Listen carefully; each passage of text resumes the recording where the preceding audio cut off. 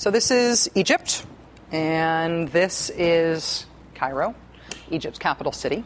Yesterday, crowds in Tahrir Square were described as the biggest since the protests began, which is amazing for being day 15 of the protests. Today, this is what happened to the Egyptian uprising all over the country of Egypt. Watch.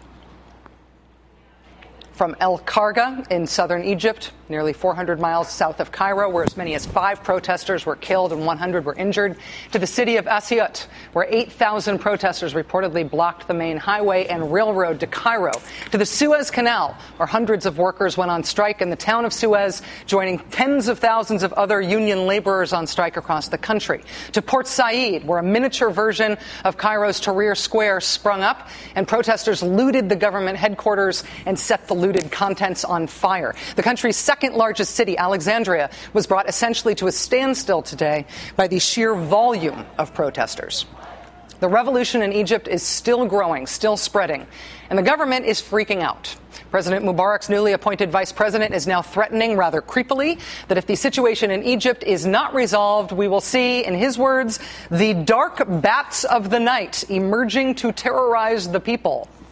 Okay. In a speech to editors of state and independent newspapers, he also warned a coup could be coming, maybe by the protesters, maybe by part of the state, maybe by the military, maybe by the country's intelligence agency, which until about 5 minutes ago he was in charge of. Protesters are interpreting his most recent comments as a threat to impose martial law or some other means of defeating them by force. Joining us now from Cairo is NBC News chief foreign correspondent Richard Engel, who has been reporting all day on the nationwide character of the uprising. Now, Richard, thanks again for staying up late to talk to us. It's a pleasure, Rachel. Tell me how surprised you are by the spread of the protests today in Egypt and by their character.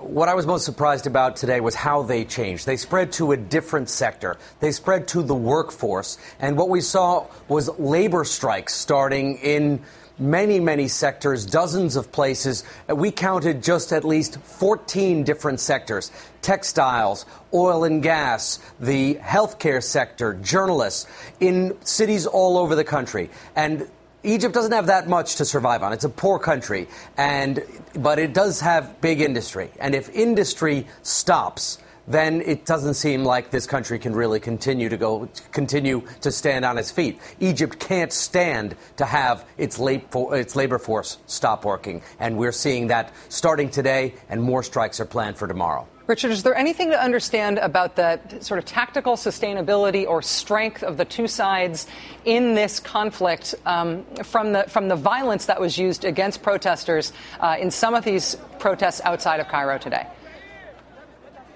The government has been able to tolerate protests if they're in Tahrir Square, if they're relatively peaceful. It doesn't like them, but it can't tolerate them going into other cities. It can't tolerate them going by key sectors of society, particularly Suez. Suez is one of the things that makes this country run. If you look at Egypt, it's North Africa. It's surrounded by a lot of desert, and particularly in the east and in the west, and then it's got Sudan to the south.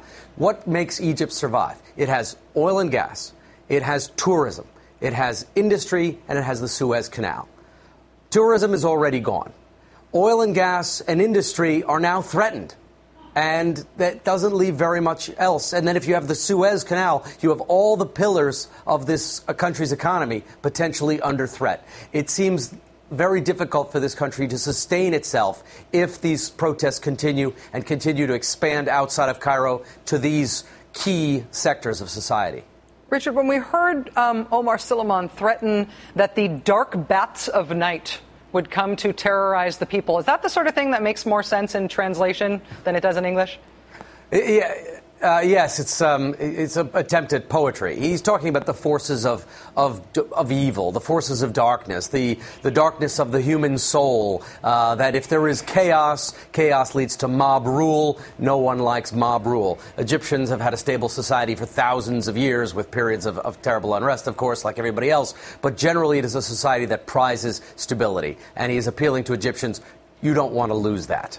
When he said, or when we learned today that protesters are planning a Friday of Martyrs. Friday, of course, is a not only traditional day for protests, but a day that the protests have been getting larger than on other days. What does that terminology mean to you? What do you think we should expect for Friday?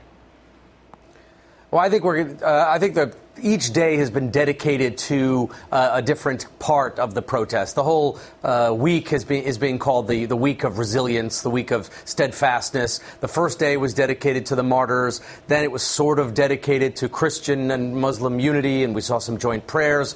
But those were also dedicated to the martyrs.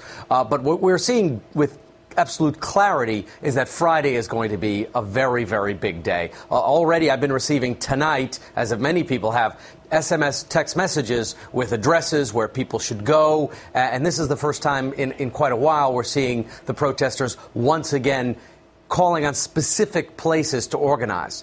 Tahrir Square has been the de facto home address. As the government cut off cell phones, people just said, well, if we can't communicate, we'll just meet in Tahrir and see what happens. Then you saw these spontaneous protests, labor protests breaking out. I think they could be a real game changer, these labor protests, by the way, spreading to other cities. Tomorrow, we're supposed to see buses, potentially railways as well. That could tie up the city. But now we're seeing the protesters say, you know what, we're going to organize like we did in the beginning. We're going to send out messages. We're going to use Facebook and Twitter again, and we're going to tell people what time, what place. If the protests have been big so far, they could be much bigger by Friday. Richard, on day 16, bottom line, do you feel like you have any sense of how this ends?